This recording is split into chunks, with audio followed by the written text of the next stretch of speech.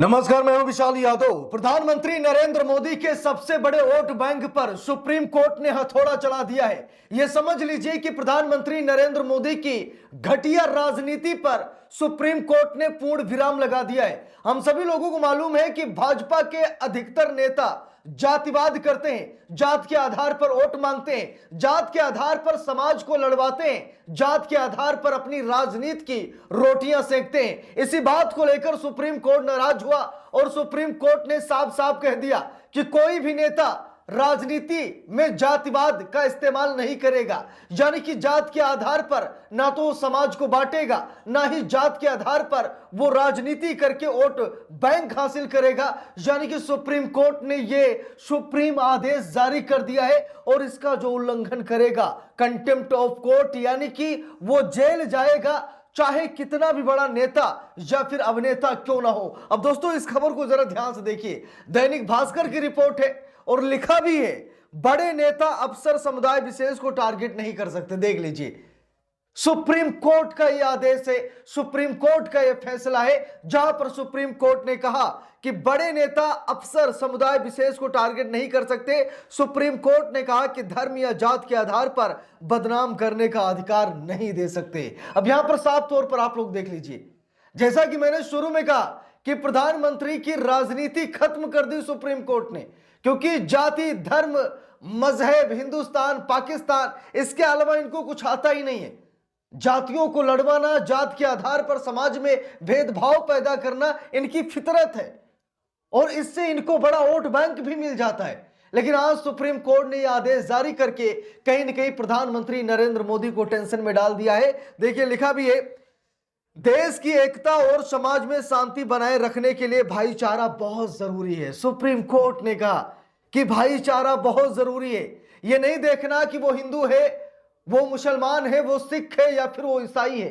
बस भाईचारा अपनाना है और भाईचारा के हिसाब से काम करना है। समाज को तोड़ना नहीं बल्कि समाज को जोड़ना है। देखिए, लिखा भी है, सुप्रीम कोर्ट ने कहा कि ऊंचे संवैधानिक पदों पर बैठे बड़े नेता अफसर किसी समुदाय को धर्म, जाति, भाषा और क्षेत्र के आधार पर निशाना नहीं बना सकते।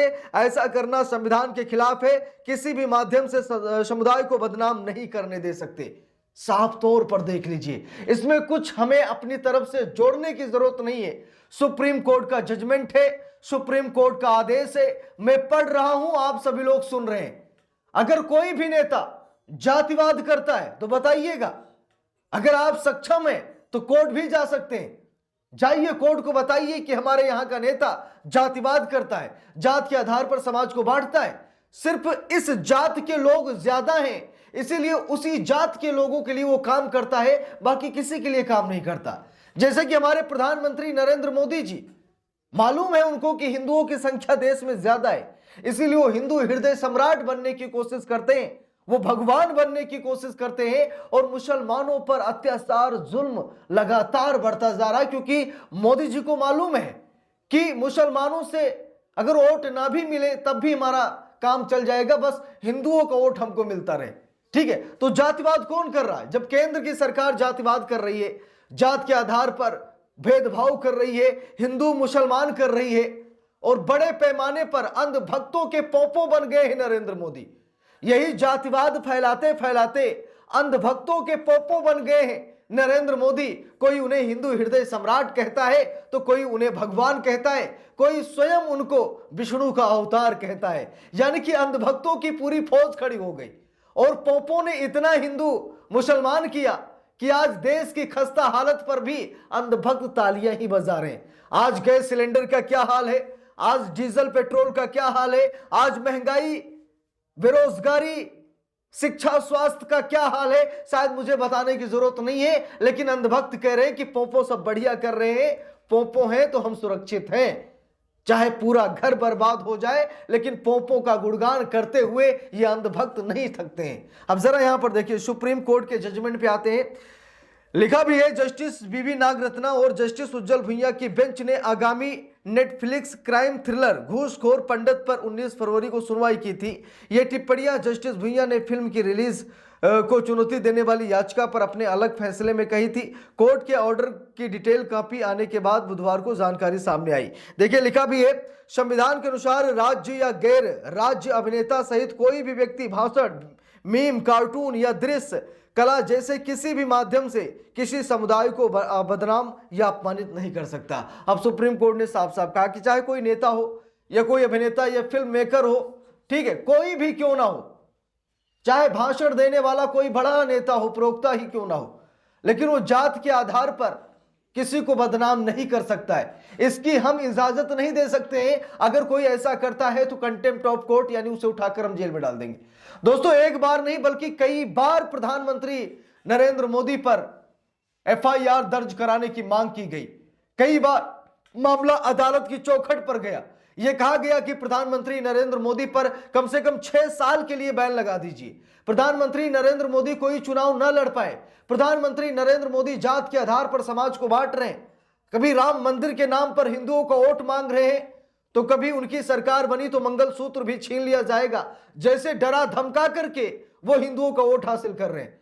यानी कि मामला हाई कोर्ट तक पहुंच गया है कि मोदी पर बैन लगा दीजिए, आयोग ठहरा दीजिए, ये चुनाव ना लड़ पाए क्योंकि जातिवाद कर रहे हैं, समाज में ये भेदभाव पैदा कर रहे हैं। कई बार मामला अदालत में गया लेकिन अदालत ने खास कोई एक्शन नहीं लिया।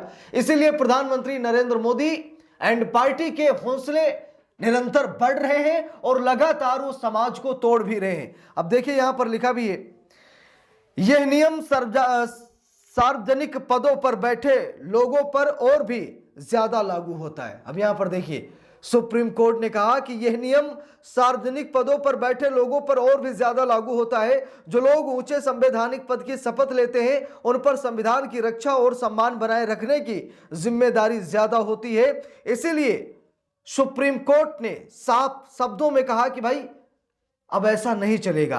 अब बड़े नेता या फिर अफसर या कोई अभिनेता समुदाय विशेष को टारगेट नहीं करेगा, जात के आधार पर राजनीति नहीं करेगा, किसी का अपमान भी नहीं करेगा। अगर कोई ऐसा करता है तो इसका मतलब साफ है, कंटेम्प्ट ऑफ कोर्ट यानी उठाकर जेल में डाल दो। अब क्या प्रधानमंत्री नरेंद्र मोदी की राजनीति का समापन शुरू हो गया है? अब कोर्ट का जजमेंट आया है तो भाई हजारों याचिकाएं पड़ेंगी। कहीं भी प्रधानमंत्री नरेंद्र मोदी अगर भाषण देने जाते हैं, कहीं कोई रैली संबोधित करने जाते हैं, कुछ भी करने जाते हैं, लेकिन अगर उन्होंने गलती से भी जातिवाद किया ना, अगर किसी जात को बदनाम किया, तो प्रधानमंत्री नरेंद्र मोदी के लिए भी अच्छा नहीं होगा। क्योंकि यह देश नरेंद्र मोदी से नहीं बल्कि बाबा भीमराव अंबेडकर साहब के संविधान से चलता है। यह देश कानून से चलता है, ना कि मोदी शाह के फरमान से। इसलिए यहां कानून से बढ़कर कोई नहीं है। कानून का सम्मान तो सभी को करना पड़ेगा। बाकी आप सभी लोगों की क्या राय है कमेंट करके जरूर बताइएगा। वीडियो को लाइक शेयर, अगर चैनल पर नए हैं सब्सक्राइब करके सपोर्ट कीजिएगा। मिलते हैं दूसरी वीडियो में, तब तक के लिए बहुत बहुत धन्यवाद।